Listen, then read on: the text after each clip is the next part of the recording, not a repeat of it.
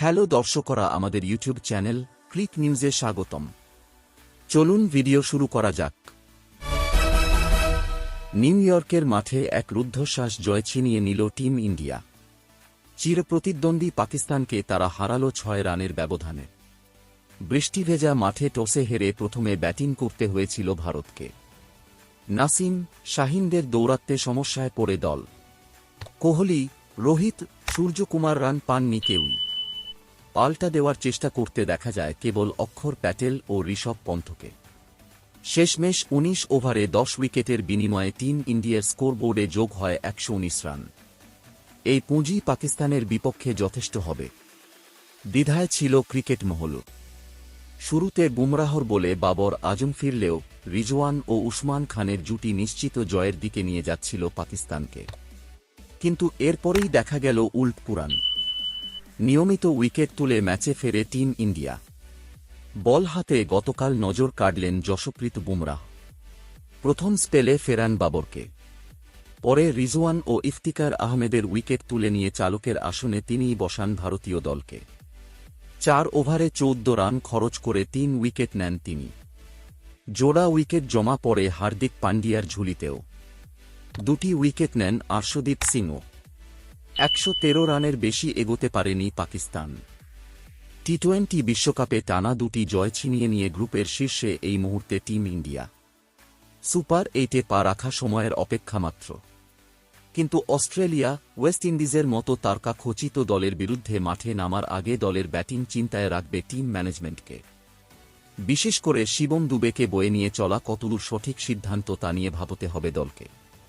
টি-20 বিশ্বকাপের স্কোয়াডে সুযোগ পাওয়ার পর থেকে ক্রমেই নিচের দিকে নেমেছে শিবম দুবের পারফরম্যান্স।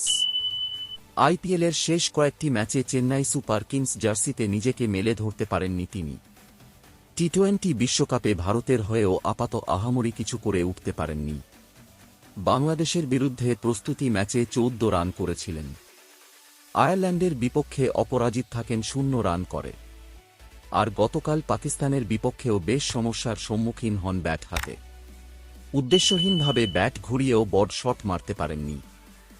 ব্যাট ও বলের সংযোগই হচ্ছিল না ঠিকঠাক। শেষমেশ 9 বলে কেবল 3 রান করে ফেরেন সাজঘরে। ফিল্ডিংয়েও মোহাম্মদ রিজওয়ানের সহজ ক্যাচ হাতছাড়া করেন তিনি। টানা 2 ম্যাচে সুযোগ পেয়েও শিবম ব্যর্থ হওয়ায় ধৈর্যচ্যুতি ঘটেছে সমর্থকদের। সম্ভবত টি-20 বিশ্বকাপের আগামী ম্যাচগুলিতে বিকল্প ভাবনার সন্ধানে কোচ রাহুল দ্রাবিড়। তাকে ছেঁটে ফেলা হতে পারে একাদশ থেকে। সেক্ষেত্রে আদর্শ বিকল্প হতে পারেন রিঙ্কু সিং। তরুণ ক্রিকেটার দেশের জার্সিতে 15টি টি-20 ম্যাচ খেলেছেন। 89 গড়ে করেছেন 356 রান। ফিনিশার হিসেবে তিনিই যোগ্যতম বলে মনে করছে ক্রিকেট মহল। তবে মূল স্কোয়াডে তিনি নেই, রয়েছেন ট্রাভেলিং রিজার্ভ হিসেবে। তাই রিঙ্কুকে সুযোগ দেওয়ার কাজটা খুব সহজ হবে না টিম ম্যানেজমেন্টের পক্ষে। কেউ স্কোয়াড থেকে ছিটকে গেলেই একমাত্র দলে আসতে পারেন তিনি। আগামী 12 তারিখের ম্যাচের আগে শিবমকে পাকাপাকি ছেঁটে ফেলার কঠিন সিদ্ধান্ত দ্রাবিড় নিতে পারেন কিনা সেটাই এখন দেখার। তো দর্শকরা, এই ছিল এখনকার খবর। ভিডিওটি ভালো লাগলে লাইক, কমেন্ট ও শেয়ার করে দেবেন এবং সমস্ত ধরনের ক্রিকেট সংক্রান্ত ভিডিওর জন্য চ্যানেলটি সাবস্ক্রাইব করে দিন ও নতুন ভিডিওর নোটিফিকেশন পাওয়ার জন্য বেল আইকনটি প্রেস করে দিন। ধন্যবাদ।